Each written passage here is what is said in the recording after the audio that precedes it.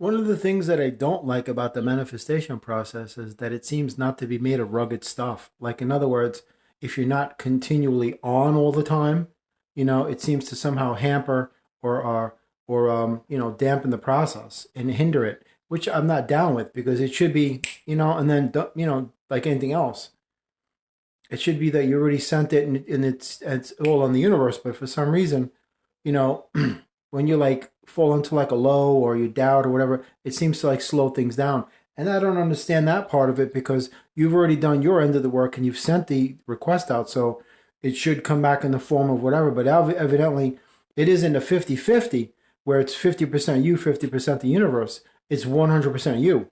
So you are the universe. So you have to stop thinking that this outside entity is going to help you because it's all an inside job. So that's one of the things that I don't agree with. Like your destiny isn't fragile type of thing. But in this sense, your manifestation process is. So it's like it's a bit confusing. It's very disconcerting, that's for sure, to say the very least. But this is the exploration we all go through our personal discovery of what we're capable of and who we are, what we are, and what we stand for, and where you put your energy in things like this. That's, I guess, the part of it. So that's a significant portion of this journey. But that's the one thing I just never understood. You do all the work and then some days you're just not on, and it seems to slow it down. I'm like, but I do get that you are a life force, so you have to keep supplying the energy. It's like a light in your room. Like you have a lamp that's plugged into a wall. If you want your room illuminated, you got to keep it plugged into the wall. You can't turn the switch off and expect your room to be lit, or you can't pull the lamp from the wall and expect the light to be illuminated. It's common sense. So in that sense, I get that you have to be a constant supply of energy to it, but sometimes maybe you just don't have it, and the universe just, I guess, it recognizes the fluctuation and it causes to slow things down, and that makes everybody aggravated and discouraged. So I guess you just have to create a way within yourself where you are always constantly supplying this thing until it's done, and then I guess take a break. I guess that's the really only way to rectify that situation that I can surmise, because I really can't come up with any other type of resolution to it other than to be. It's like your car. The engine has to constantly running to get you to where you got to go.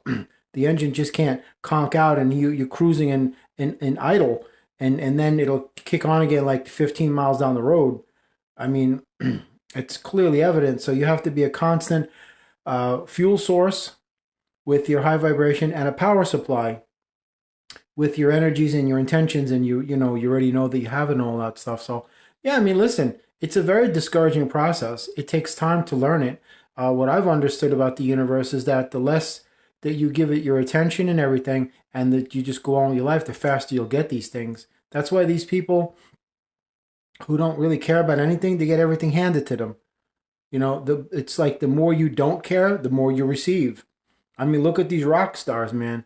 They get these chicks just flocking to them, and they treat them like garbage. They don't do anything. Like this song says, money for nothing and chicks for free. Basically, that's it. That's why I say this is an upside down and backwards world. So basically, the secret is there's no secret. You just have to not care, but you have to be a constant energy supply. It's weird. It's just totally weird the way this place works. It's upside down and backwards, and it's just ludicrous how this place works. I can't. It took me so long to just get to where I am, and I still haven't figured out even half of it. And I'm probably not even any of it. I'm just making it up as I go along. What I'm seeing with my observations and my own experiences.